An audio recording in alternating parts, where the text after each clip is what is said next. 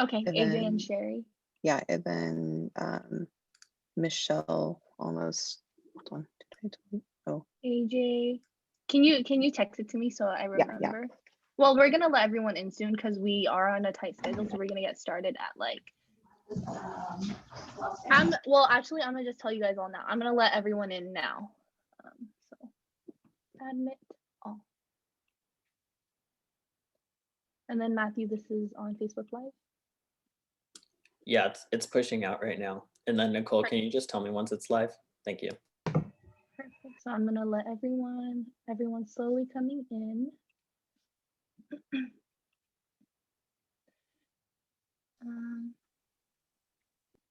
And then Matthew, I'm gonna start talking soon because we're gonna get started at exactly 12. So can you just let people in as they come in? Yeah, you're good. Thank you. Alrighty. Hi everyone, welcome to our 9th general meeting of the of the academic year. Please sign in through the QR code on the screen. And then Stephen, if you could put the link in the chat box for those who can't use a QR code, we'll get started right now actually. And if for those of you who come in, the QR code's on every slide. So Stephen, you are up. Hello guys, I just posted the sign-in link in the chat, so you can feel free to sign up there. As usual, membership is still open for anyone. It is free, and just an FYI for those who are interested in applying for an officer position, you do have to be a member to apply. So if you aren't signed up yet, the QR code right there is the link. And as usual, check your emails for our weekly newsletter updates.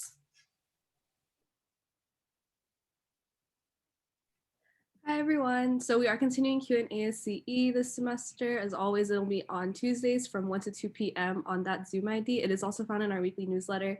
If you need more information on that, it is a great way to meet other civil students and have any questions answered. If you have any questions, please feel free to contact me at the email below.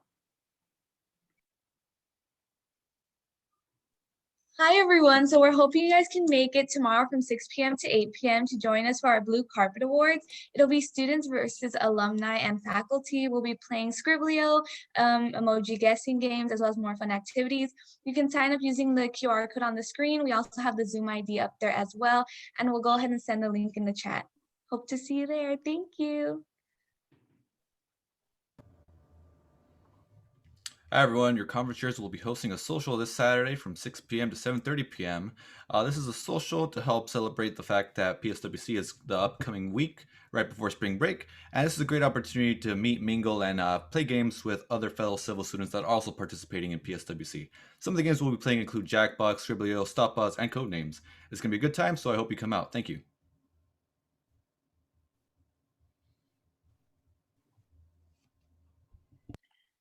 Hi everyone, here's another great opportunity to give back. So you can use the QR code to the left to download Ecosia as your web browser, and it will plant trees using the profit of your searches. And then you can just use the other QR code to submit proof of this and earn 5 membership points. Hi everyone, so ASC LA section is having their Life Member Forum Scholarship, and so make sure to check out the Civil Engineering Department newsletter that was sent out earlier today. For the requirements, you must be an ASC member in good standing, both at the time of application and awarding, and you must be registered as an undergraduate or graduate student for fall of 2021. The deadline is tomorrow by 5 p.m. and you can apply using the QR code on the screen.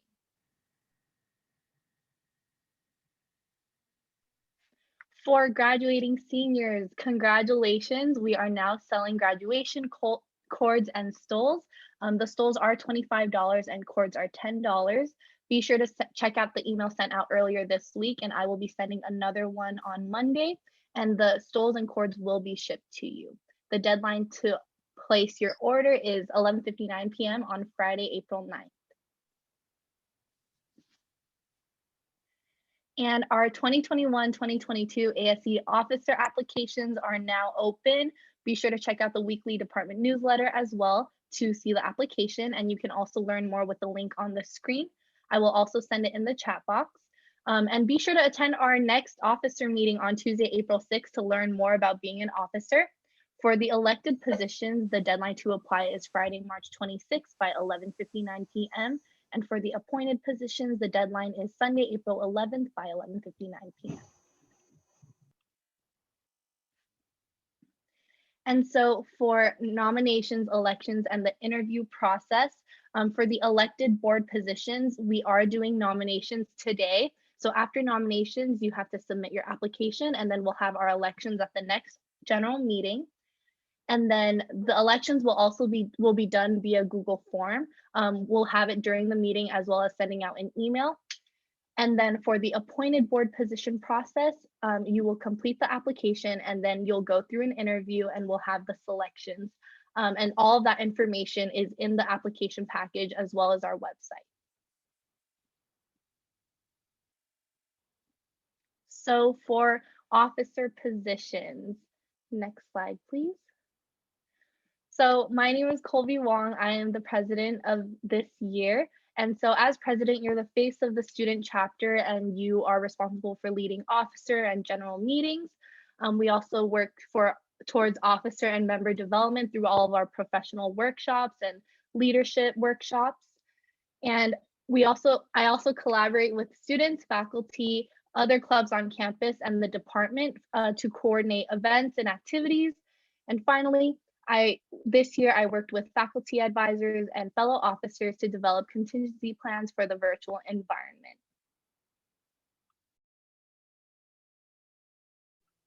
Hi everyone, my name is Nicole and I'm this year's Vice President Internal.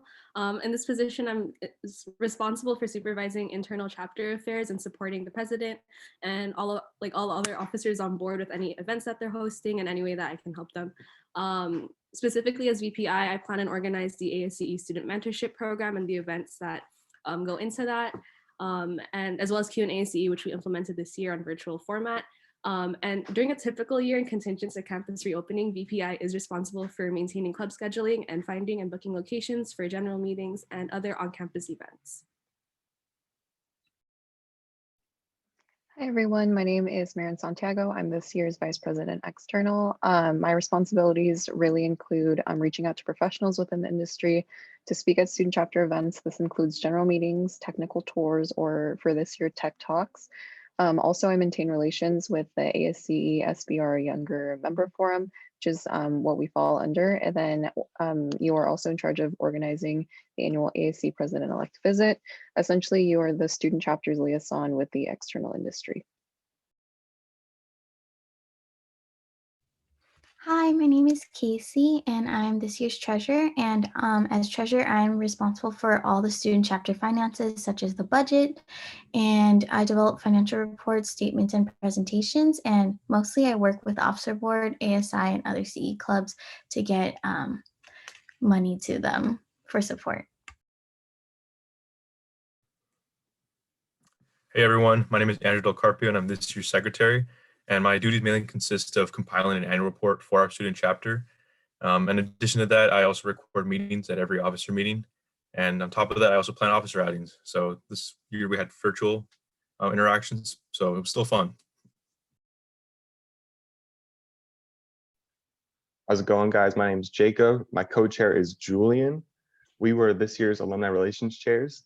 Now, this is a unique position. This is the first of the appointed positions. But the cool thing about this position, there's two aspects. There's the mentorship program aspect, that's what one person leads, and then there's the golf tournament, which is what another person leads. So below, you're gonna see some things that we do every year. So we host the Donald G. Wells Golf Tournament, which is a big fundraiser for our club. And then we oversee the Alumni Mentorship Program, and then Julian will take the rest. And then, hi everyone, my name is Julian de la Cruz. I am the second half of the Alumni Relations Chair, along with my buddy, Jacob Kelso.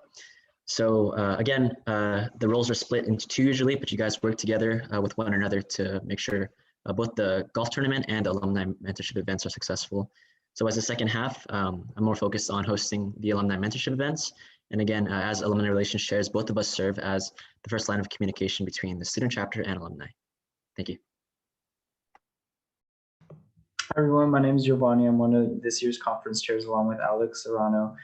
And for conference chairs, it's usually it's gonna be two people. You both plan everything pertaining to registration for the CPP student chapter, and you're maintaining contact and communication with the whole school, which this year was UCLA.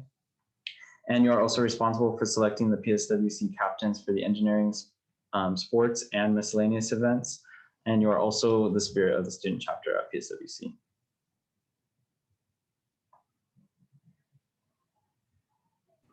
Hi everyone, my name is Ashley Bell, and I am one of the co-events chairs for this year, and we mainly plan a variety of professional and social events throughout the year.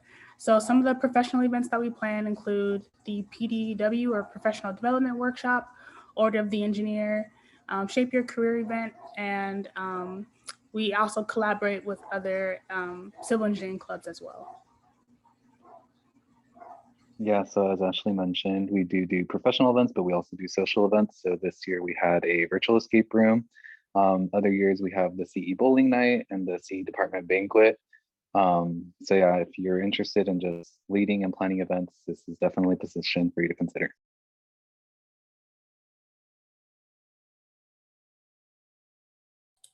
Hi everyone, my name is Steven. I'm this year's membership chair. So my main role is to sign up new and returning members through creating the Google form. I also design all ASCE merchandise, for example, the membership shirts. And lastly, I keep track of all the membership points from general meetings and all the social events or professional events throughout the year.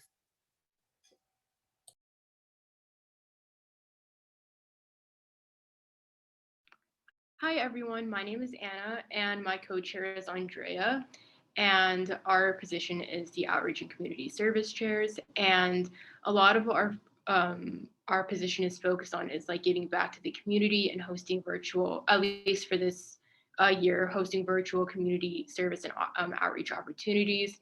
And this included like collaborating with like an elementary school to provide engineering kits and tutorials, and also providing virtual community service opportunities at our general meetings.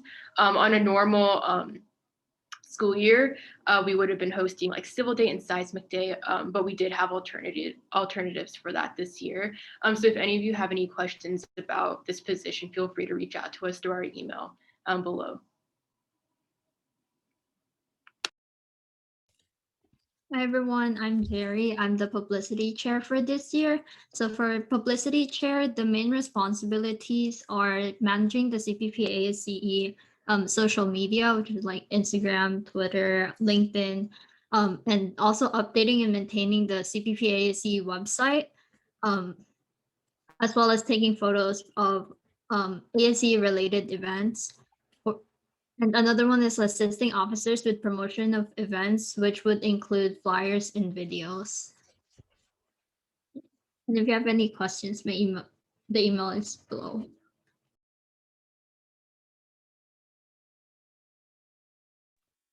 So thank you all officers. I know that was a lot to go through, but if you have any questions, feel free to reach out to us through Instagram, Slack, our website. We have all of our emails listed on our website, so you can also reach out to each of us personally there for the positions you are interested in applying for. But now it is time for the ASCE officer nominations. So to nominate someone, please be sure to use the raise hand option on Zoom, and you must say, I nominate name for position. And the person who is nominated has to either accept it by saying, I accept the nomination for position, or I decline the nomination for position. And this is only for our elected officer board positions, which include president, vice president, internal, external, treasurer, and secretary.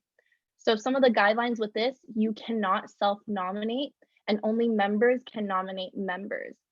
Additionally, current elected officers cannot nominate anyone for any position.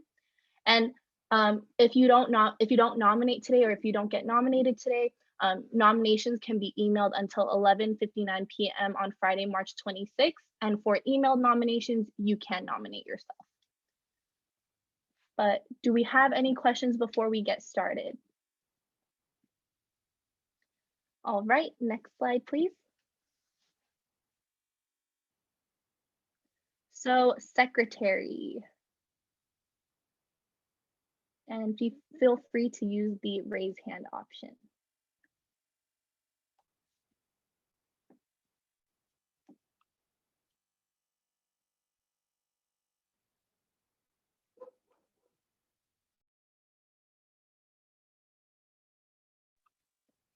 All right, last call for secretary. Does anyone want to nominate anyone else? If not, you can also, again, you can also send email nominations in which you can nominate yourself. But right now it is only members can nominate other members. So last call for secretary.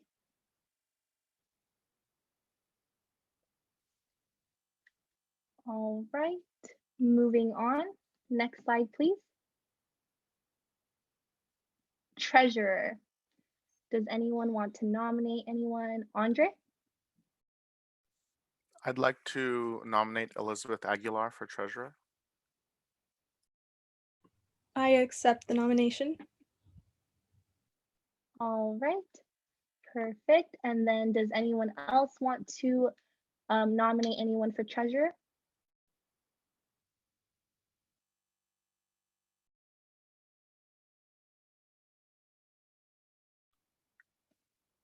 All right, next slide, please. Vice President External.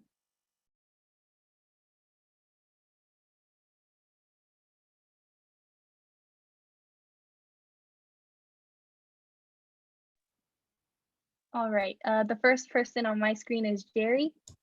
I'd like to nominate Anna Siddiqui for Vice President External.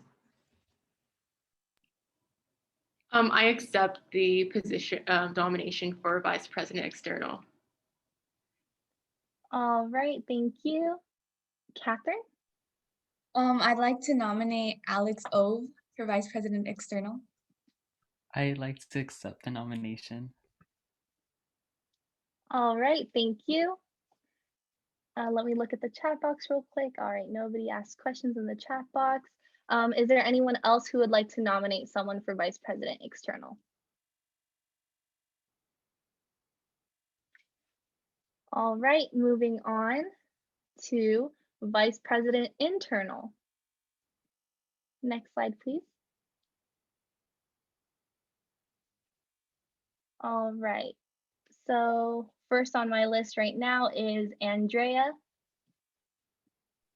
I'd like to nominate Jerry Robles for Vice President Internal. I accept the nomination. All right, next I have Anna on my list with the raised hand. Oh no, I was gonna also I was gonna also nominate Jerry, but it's fine.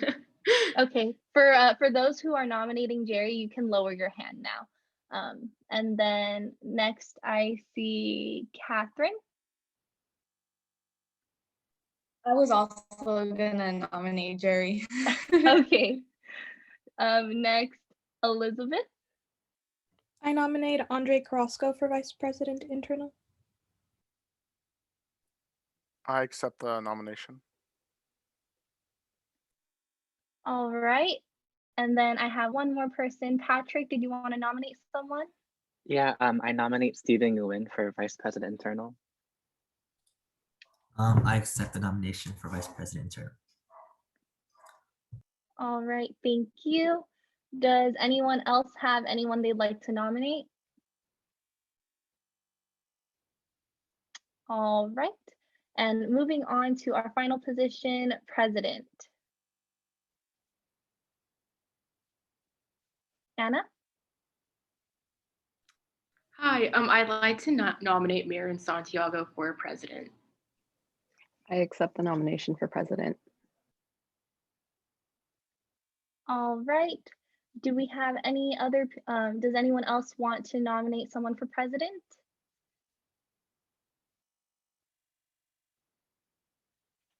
Okay, so that is all of our nominations for all 5 positions. Again, you can still submit email nominations in which you can nominate yourself. So for those of you who did get nominated, please be sure to submit your application on time and complete all of the requirements. And if you have any questions, you can always reach out to me at my email, cppaascepresident@gmail.com, or my phone number, or Instagram, everything. I'm on everything. So you can reach out to me for that. But that concludes our officer nominations, and we will be doing elections at the next meeting. Next slide. All right. So it is time for our general meeting giveaway. We do have to go really quick, so please sign in if you haven't already.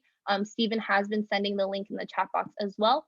And we will be having 3 winners again today, and you will be sent your gift card through your CPP email. So without further ado, Matthew, if you could switch over to the little giveaway generator, and we will go ahead and get started.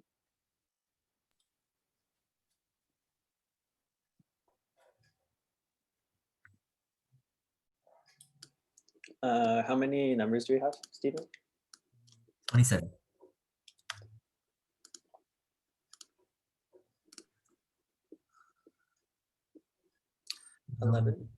11. Congratulations, Liliana Negrete.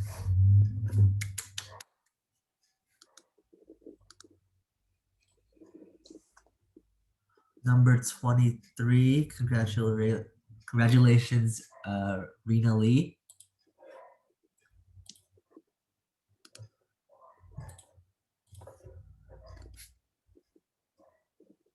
Last one, number 6. Congratulations, Greg Pastor.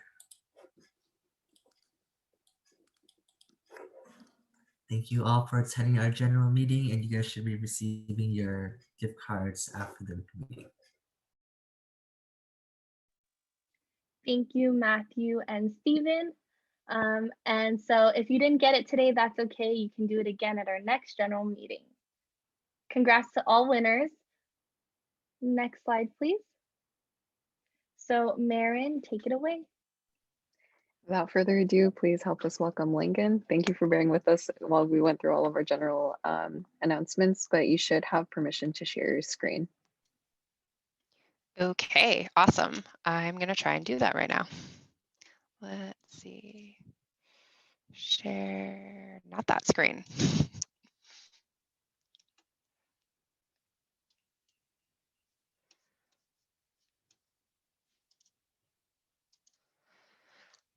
Can you see my presentation screen? Yes. Awesome, cool. So to start off with, my name is Shari Schwartzer. I am an environmental engineer with Langan. I previously worked in the oil and gas industry, so I tend to work on a lot of oil and gas projects, but I work, as I said, in the environmental discipline for our firm. And we also have AJ Atry here. So AJ. I'm AJ Atry. I have about 10 years of experience in the field. I've been with Langan for about a year. Recently, I've been focused mostly on mixed-use high power projects, and spent the first half of my career in the ports and airports doing large public works jobs and geotechnical engineering. So first off, I do want to say thank you so much for having us. We're really excited to share about what we do, and hopefully it can give the students some insight into what consulting is like. Yeah, thank you for having us. I'm glad to come back and talk with you guys. I am a Cal Poly alumni as myself, and hopefully today we'll be able to let you guys know what we do as a company here at Langan Engineering, share with you some of our experiences through working in the field, and also let you know we are hiring and what we typically look for in new hires. I know that's the exciting part for everyone. Always wants to know if you're hiring and how to apply. So we'll definitely get to that. But to start off with, like we said, we're from Langan Engineering and Environmental Services. We are a full service site development firm. We like to say that we take clients' projects from the planning conceptual stage all the way through construction. We have a lot of different disciplines. So I'm actually going to go to the next slide to talk about those. We have our 3 main disciplines, which are site civil, geotechnical like AJ, environmental like myself, but we also have a variety of other disciplines as well. Excuse me, with traffic and transportation, surveying, data management, who I use all the time, And then also we work in a ton of different markets. So as a consultant, you're never going to be bored because you're going to be working on a ton of different projects and in different markets, different services that we provide. This slide's just a little bit about Langan. We started about 50 years ago. We actually just celebrated our 50th anniversary as a company. Big deal, everybody was excited. We have 33 locations across the country and the world, over 1,200 employees, hundreds of projects in hundreds of countries, and hundreds of awards. On the next slide, it shows, there we go. Here's all our office locations. The closest one for you guys would be Irvine and LA if you want to stay locally. But again, too, we are all over the country, as you can see, and a few offices in other nations as well.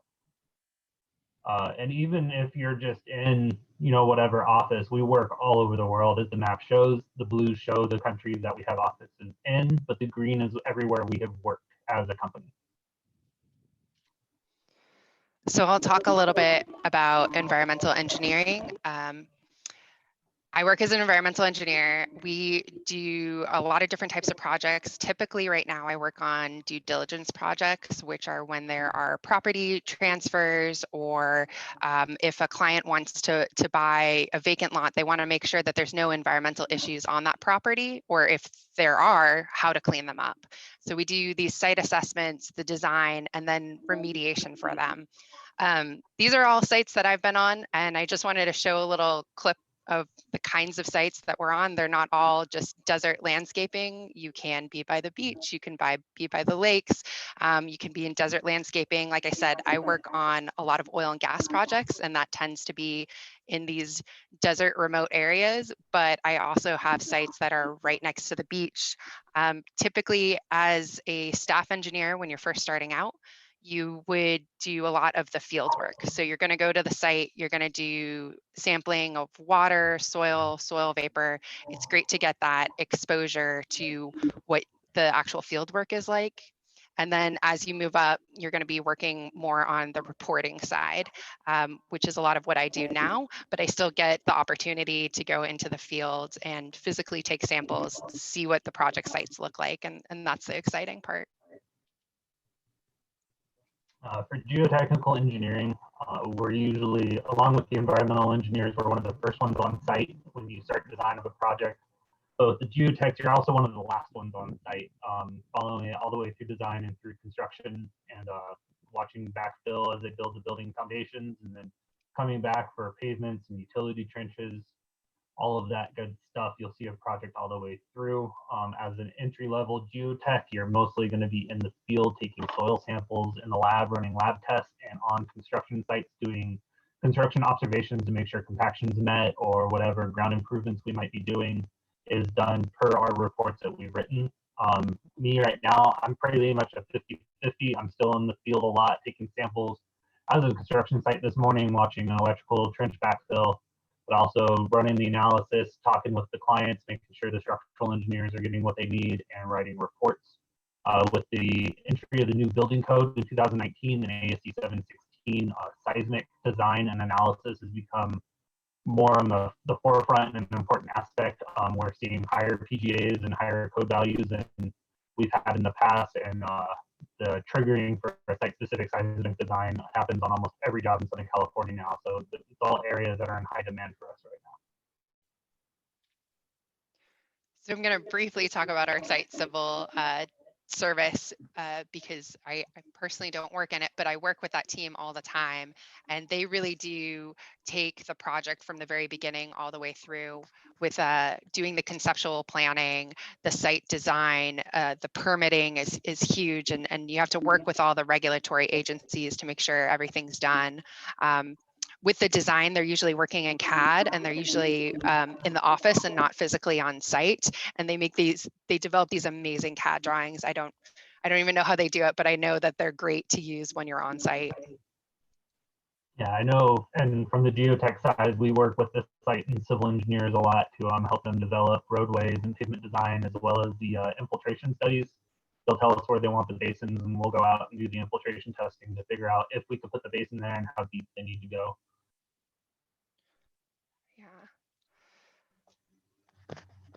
And like we mentioned, we are hiring. We are definitely hiring for entry level staff engineers, I think in most of our departments, though I do believe we are filled up with interns for the summer. But check out our website or visit us via LinkedIn. We have all our job postings on there if you guys are looking.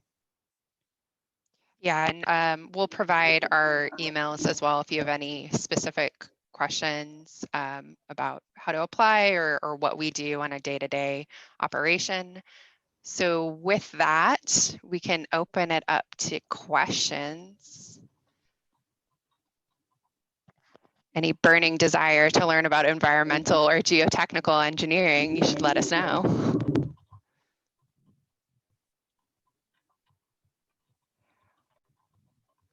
I know that one of the questions that I get all the time is what my day-to-day is like.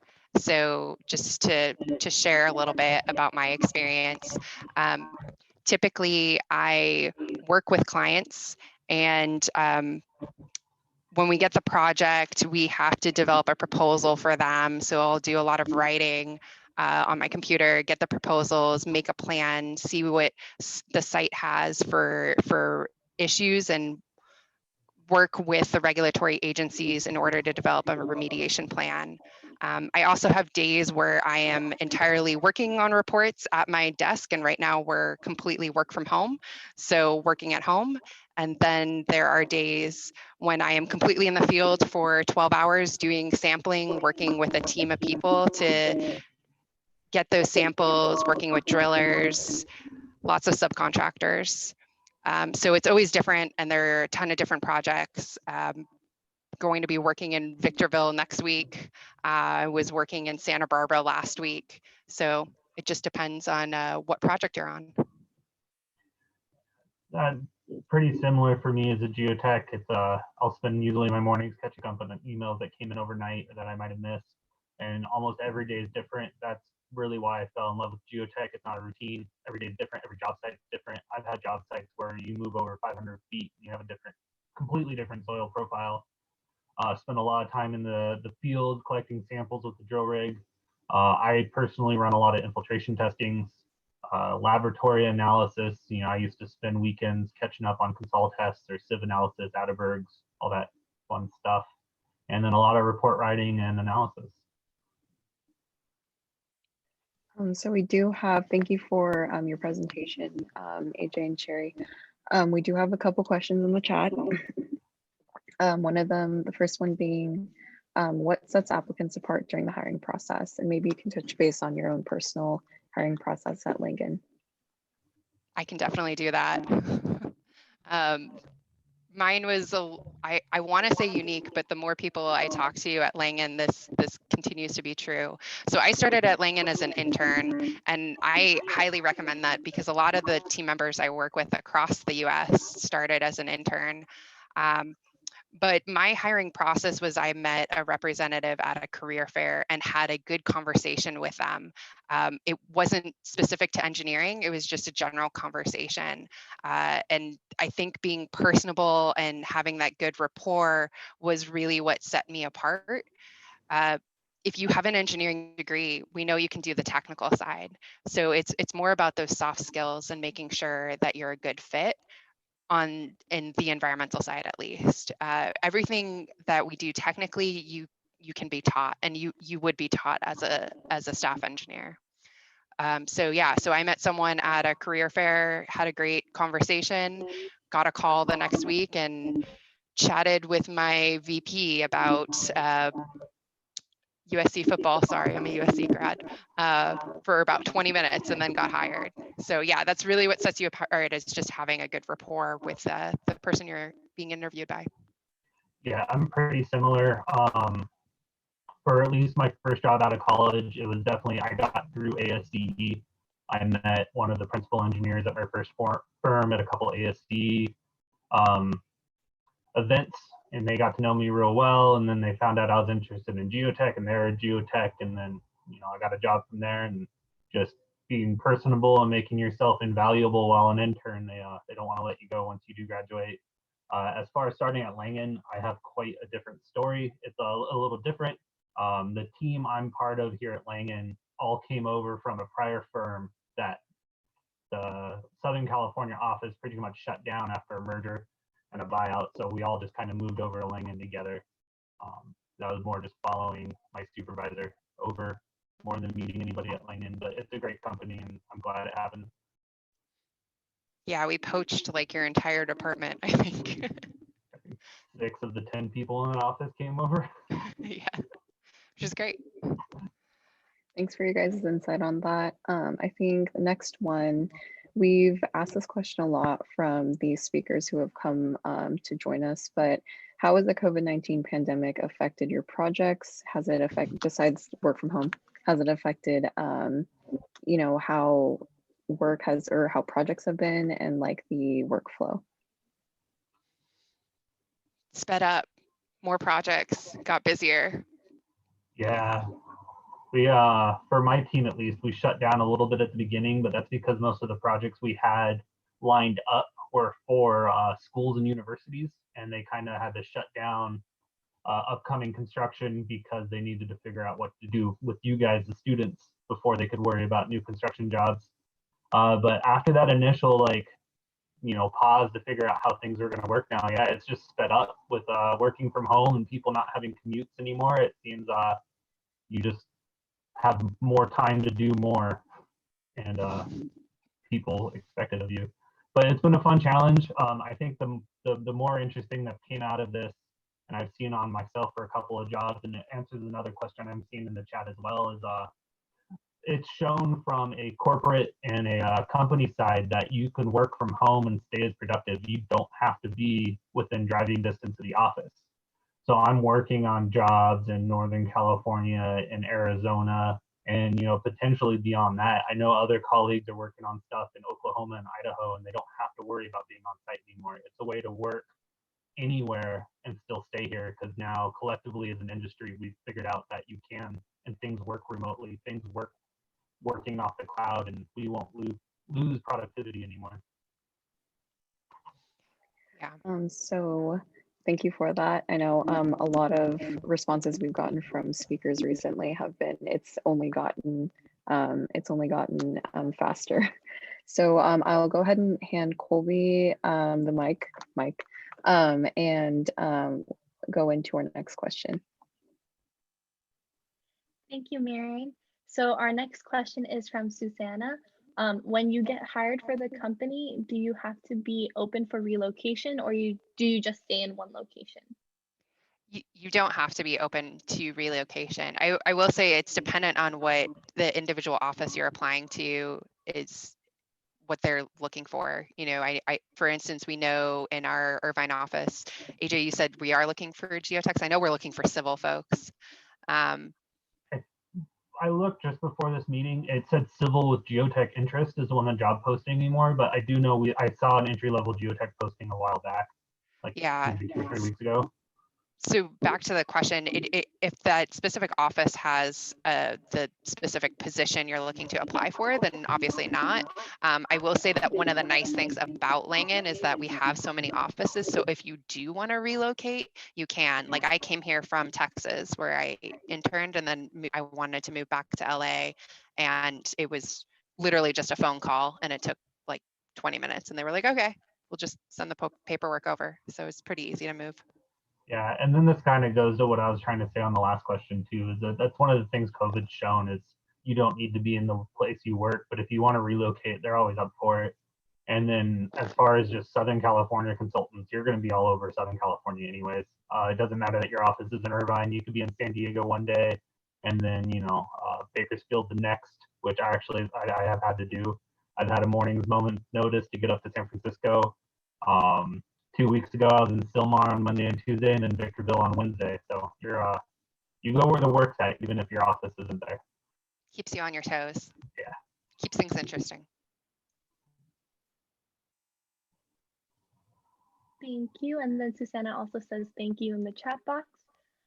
We have our next question from Catherine. Do you have a favorite project that you worked on while working at Langan? Get this question all the time. AJ, do you have one? Do you want to start?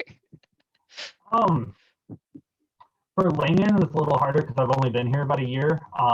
But currently, I'm working on. There's nothing. The job site itself isn't that interesting, but it is a job site up in Sylmar. It's right now it's a single-story pop-up commercial building, but the plan is to tear it down and create a studio and a parking structure. But what makes the site so interesting is the upper 20 feet is super loose, soft sands, but we're in Sylmar, so we're also not that far away from a fault. So we have super high PGAs and seismic values. And it's just creating an interesting design component that it's been kind of fun to tackle because our seismic dry sand settlements are way larger than they should be. And in several cases, the Purdue and Tokamatsu and seed methods are giving us settlements that just aren't possible. We're getting a 8-inch settlement in a 12-inch layer that's 80% compacted already. So it's like, well, that's not going to happen. So you have to go back through and do additional analysis to figure out what the theoretical maximum is in your available pore space. So you can say, okay, well, the calculation says we're going to get 8 inches, but realistically it's more like an inch or 2 because that's what's realistically possible. And just having that aspect and be able to get a little bit more creative with your analysis, I always enjoy. Yeah, I think all of my projects I have a love-hate relationship with. So it depends on the day. Today is a particularly rough day, but yeah, I mean, I really enjoy working with the team that I work with here in Southern California. So anytime I can go out to a project site and be physically on site with the other team members, we just have such a great working environment and rapport. I know that there was a site that I'm not a fan of Bakersfield. I really don't particularly like going there, but we had a huge project out there and I had to be out there for about 2 months. Working with my team and figuring out how we were going to drill. We had to horizontally drill to get soil samples, and it was cool from a technical approach. And then working with my team, it was really great. So that's probably my favorite and least favorite project right now. So it gets both. Yeah, and another one I'm enjoying too is the Victorville project that Shari mentioned earlier. I'm working on the geotech aspect of that same project, but that one's just fun because you're out in the middle of the desert, nowhere, and out in the middle of the desert always has a special place in my heart because there's an odd silence out there that you don't get anywhere else, and it's just very centering and peaceful. Until you start drilling. Yeah, the hammer usually ruins that.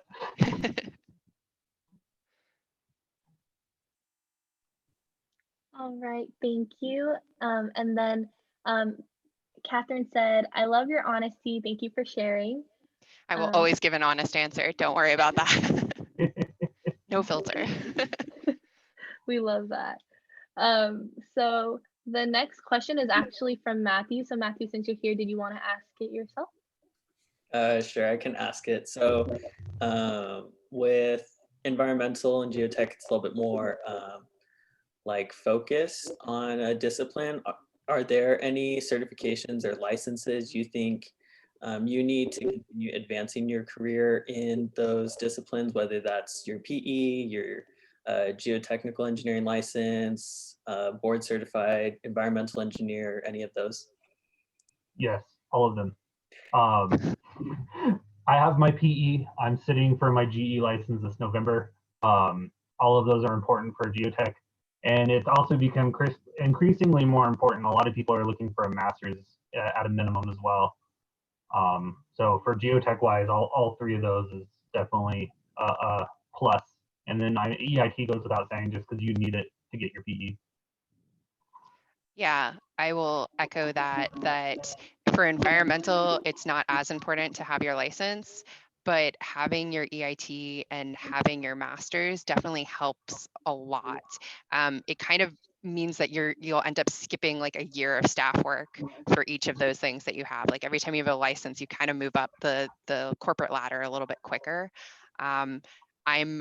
I don't have my PE, but I am taking the exam next month. So hopefully I will really soon. But yeah, there's definitely any licenses you can get will be helpful. The other thing that brings up another thing I want to know, and I sound like such a salesperson saying this, but Langan has a bunch of corporate groups. And so we have this YPL, this Young Professionals groups, and one of the presentations that we give is path to licensure, like what licenses do you need and how do you get to it? So there's a lot of groups like that at Langan to just let you know when you start what you need to do. But get your EIT. Thanks for that. And a little preview to our members too. We'll have a licensing panel come up at our future general meetings. We'll talk about EIT and kind of walk you guys through that and path to professional licensure. So thank you guys for touching on that as well. Yeah, that's a great idea. Oh, sorry. I was going to say, I'll just add as well, since you guys are all ASCE members, when I took my EIT and my PE as well, the training programs that are offered through ASCE were invaluable and definitely helped me pass.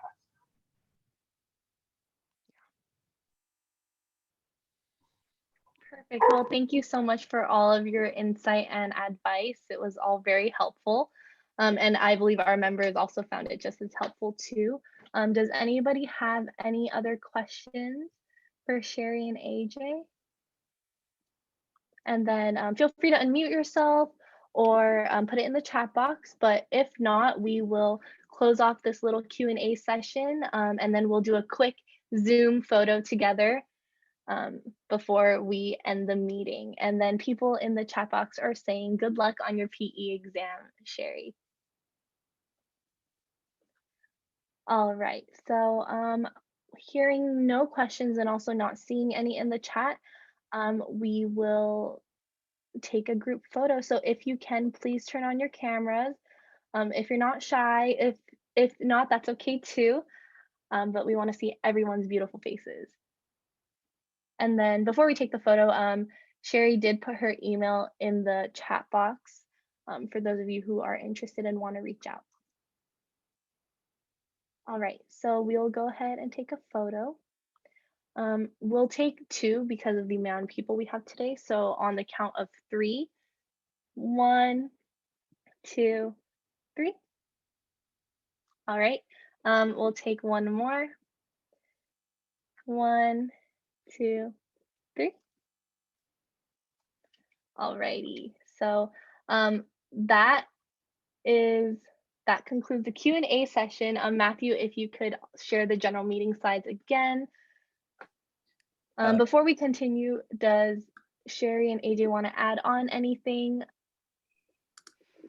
I just want to thank you for having us. Always happy to share about my profession. But yeah, like you said, I put my email in the chat box. I do have to drop off because I have to jump onto another meeting, but it was nice seeing people's faces and good job with putting together all these virtual events. They sound amazing. Thank you so much. And then we'll also be sure to, if it's okay with you, we'll also be sure to send out your emails to those who were maybe not able to attend too. Absolutely.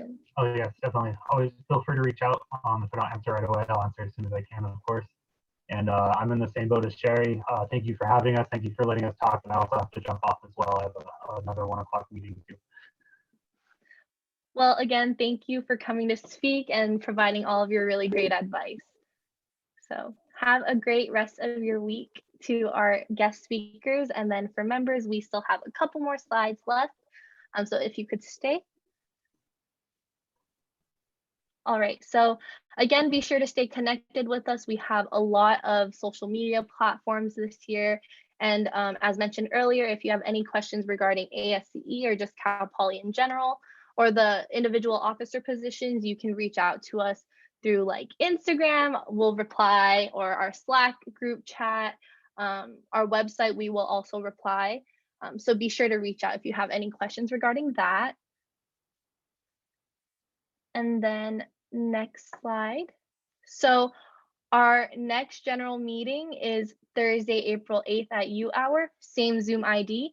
And then the guest speaker will be the 2021-2022 ASCE officer elections, and we'll also be having a guest speaker from ASCE SBR YMF. But because we do have a little bit of time, we're going to go back to the nominations to see if there's anyone else who decided to want to run, or someone else who decided that they wanted to nominate a new person. just to give a little more opportunity for that. So Matthew, if you could go back to those previous slides. And we'll go over the rules again. Again, be sure to use the raise hand option in Zoom to nominate, and you have to say, I nominate so-and-so for this position. And the person who is nominated either has to accept or decline using the statements on the screen. So again, does anyone want to nominate anyone for secretary?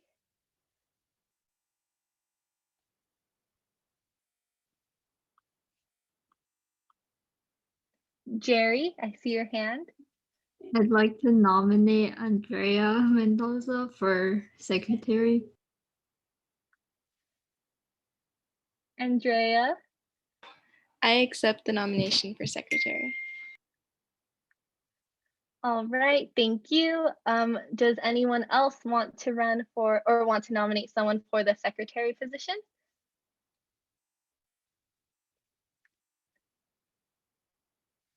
All right, seeing no raised hands, thank you. We will move on to treasurer again. Does anyone want to nominate someone for treasurer?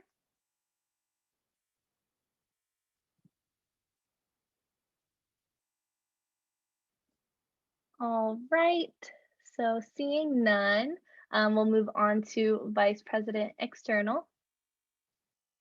Anyone want to nominate someone for vice president external?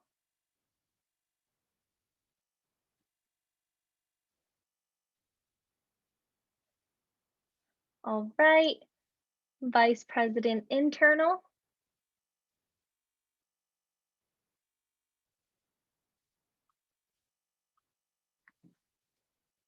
Okay, and last but not least, president.